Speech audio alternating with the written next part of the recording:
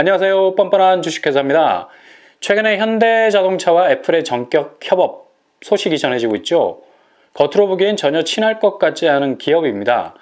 도로를 달리는 자동차, 통신망을 달리는 핸드폰이 어떤 관계가 있을 수 있겠습니까? 근데 애플이 현대자동차에 대한 전격적인 구애 작전을 벌이고 있습니다. 왜냐? 바로 전기로 움직이는 자율주행 자동차를 만들고 싶기 때문이죠. 지금 세계적으로 가장 잘 나가는 전기차는 바로 테슬라입니다.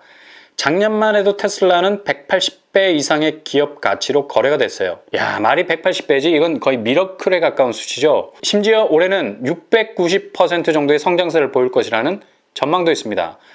주식은 성장주와 가치주로 나뉘게 되죠. 성장주는 지금과 다음의 실적이 기대되는 기업을 타겟으로 투자를 하는 겁니다.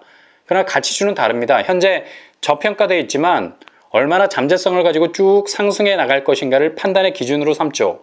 투자의 귀재 워렌 버핏 형님이 자기 자산의 30% 정도를 어디에 몰빵하는 줄 아십니까? 바로 애플이에요, 애플. 왜 그토록 신중한 버핏이 자기 자신의 30%를 애플에 몰빵한 걸까요? 바로 애플을 성장주로 봤기 때문에 그렇다는 얘기죠. 아이폰 유저는 애플바라는 별명이 붙을 정도로 시중에 어떤 최첨단 핸드폰이 돌아다녀도 흔들림 없이 비가 오나 눈이 오나 바람이 부나 아이폰만을 사랑하기로 결정한 사람들이죠. 버핏은 이런 점을 봤을 겁니다. 심지어 애플이 실수로 구린 제품을 내놔도 불평하지 않고 시장에 나온 제품을 말없이 진공청소기처럼 흡수해 줄 거란 애플의 미래를 본 거죠. 그러니 오마하의 현인 버핏으로 하여금 지갑을 열게 한 겁니다. 그래서 성장주는 지금과 다음의 먹거리를 제공해주는 텃밭이 될 수 있다는 얘기입니다. 애플이 현대차에 대해서 러브콜을 보낸 것도 바로 이런 이유 때문이죠. 테슬라가 전기차 시장을 거의 먹어버릴 정도의 성장세를 보이면서 잘 나가니까 애플로서는 은근히 배가 아픈 겁니다. 일단 전기차 부분은 배터리가 심장에 해당하죠. 방전이 되면 자동차는 더 이상 움직이질 못하니까요. LG화학이 주식시장에서 외국인들 매수해서 거의 탑3에 들어가는 이유가 바로 배터리 때문입니다. 그래서 이번에 캐나다 자동차 부품회사 마그나가 LG에 손을 내밀고 전기차 생산 협업을 제안했죠. 그만큼 전기차에서 배터리는 핵심 기술입니다. 그 다음으로 전기차는 자율주행이라는 소프트웨어가 절실하게 필요한 분야죠. 세계적인 소프트웨어 회사 하면 애플 아닙니까? 근데 테슬라가 깝죽거리니까 겁나게 기분이 저기압이 되는 거예요. 도로 위를 달리는 것도 모자라서 스페이스X로 화성에 보내네만 하고 있으니까 애플 입장에서는 얼마나 자존심이 상하겠습니까? 그러니 전기차 부분에서라도 테슬라를 잡고 싶은 마음이 굴뚝 같을 겁니다. 근데 자동차가 시장에서 제대로 된 이름을 달고 수익까지 내려면 연간 10만 대 이상의 완성차를 찍어낼 수 있는 생산 능력을 보유하고 있어야 됩니다. 애플이 이게 됩니까?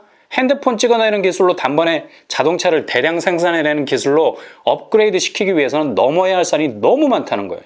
근데 가만히 보니까 현대차가 이 GMP 기술을 보유하고 있단 말이죠. 이건 전기차를 만들어내기 위한 플랫폼인데 일단 다른 얘기들은 다 집어치우고 전기차를 대량 생산해낼 수 있는 능력을 말하는 겁니다. 이 기술로 현대는 연간 800만 대의 전기차를 생산해낼 수 있는 능력을 갖추게 됐다는 얘기죠. 그러니 애플이 눈이 확 뒤집어지는 거예요. 일단 애플은 자체 소프트웨어 기술과 공개되지 않은 배터리 기술이 있으니까 현대의 전기차 플랫폼과 합체를 하게 되면 메칸드 V 같은 괴력의 자동차를 만들어낼 수 있겠다는 계산이 섰던 것 같습니다. 아니나 다를까 애플이 현대와 손을 잡을 것이란 장밋빛 전망이 쏟아지자 현대차의 주가는 19% 가까이 급등했습니다. 흔히 우리나라 주식 코스피에서 대형주는 어느 정도 상승하고 나면 자체적으로 브레이크가 걸린다는 상승 제한이라는 보이지 않는 한계가 있었습니다. 근데 2021년 코스피는 이를 비웃기라도 하듯이 모든 대형주들이 보이지 않는 유리천장을 깨버리고 계속해서 상승 랠리를 벌이고 있어요. 이렇게 되니까 코스피 지수가 우습게 3,000 넘고 3,100까지, 3,200까지 치고 나가지 않습니까?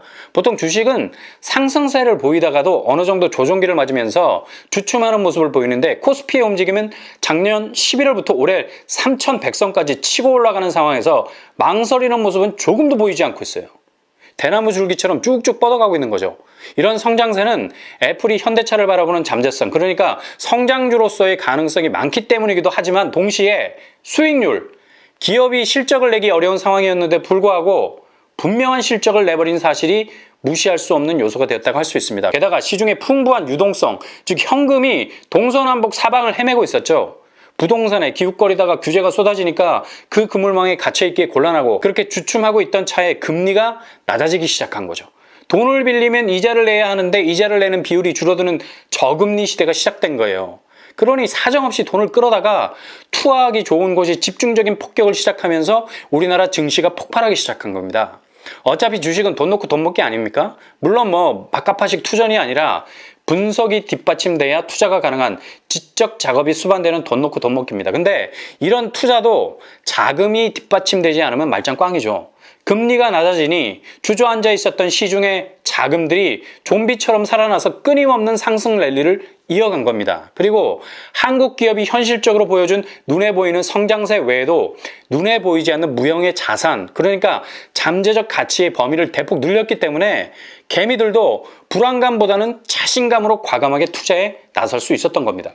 이런 분위기가 더욱 장밋빛을 계속해서 유지할 수 있었던 것은 외국의 국내 경제 평가에 대한 후한 점수도 한몫하고 있기 때문이죠.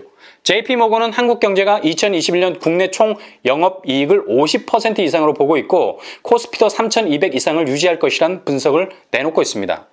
이렇게 전 세계적인 위기 속에서도 한국 기업이 선전하는 모습은 굉장히 강렬한 인상을 남긴 듯합니다. 분명 2021년 코스피 시장은 약간의 조정기는 올 수 있겠지만 폭락하는 급락의 조짐은 보이지 않을 겁니다. 삼성전자, 현대모비스, 현대차, 카카오, 네이버, LG전자, SK바이오팜, SK하이닉스 등 성장세와 동시에 잠재성으로 현 기업 가치를 확대 재생산해내는 이 무형의 자산이 더욱 강력하게 주가를 끌어올릴 것으로 예상이 되고 있습니다. 애플이 현대차에게 손을 내민 사건은 바로 2021년 한국 주식시장이 어떤 상황인지를 보여주는 단적인 컷이라고 볼 수 있겠죠. 투자자는 단단한 지금의 성장세라는 기본 체력도 보지만 무한한 다음의 잠재성이라는 지구력도 본다는 사실입니다. 현대차는 참 좋겠어요. 어마무시한 기업의 간택을 받아서. 애플도 좋겠네요. 불도저 같은 기업의 서포트를 받을 수 있어서. 우리는 이런 상황을 잘 간파해서 효과적인 투자로 머니게임에서 승리하면 되는 겁니다. 이상으로 뻔뻔한 주식 해설을 마치겠습니다. 구독과 좋아요 부탁드립니다. 감사합니다.